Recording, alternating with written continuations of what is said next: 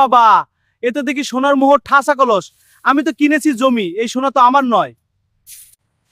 বড় ধান রাখা বড় পাপ, আমি এখনই এটা আগের মালিককে দিয়ে আসব।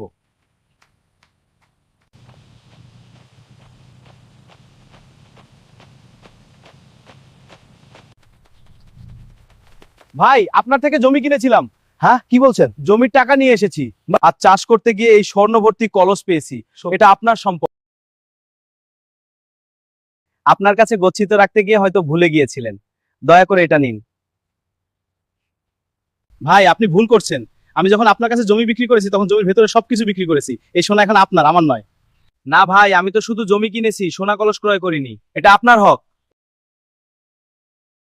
আর আমি তো জমি বিক্রি করেছি, জমির উপরে নিচে যা আছে সব আপনার। এটা আমি কোনোভাবেই নেব না। দেখুন স্যার, এই মাটির পাত্রটা নিয়ে ঝামেলা। এটা এটা আমার কিন্তু উর্লি দাবি। বেশ, বলো কি হয়েছে? না, আপনারা দুজনেই মাশাআল্লাহ অনেক সৎ। আপনাদের কারো মনেই লোভ নেই। আচ্ছা, আপনাদের কি ছেলে মেয়ে আছে? জি হুজুর, আমার একটি বিবাহযোগ্য ছেলে আছে আর আমার একটি বিবাহযোগ্য মেয়ে আছে। তাহলে সমাধান সহজ।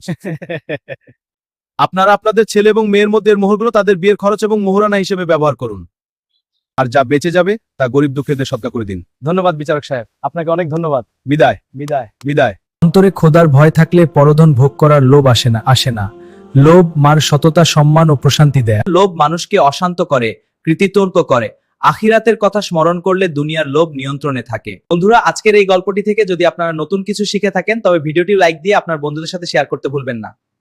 আর এমন সুন্দর সুন্দর ভিডিও নিয়মিত পেতে আমাদের পেজটি এখনই ফলো করে রাখুন। দেখা হবে পরের ভিডিওতে।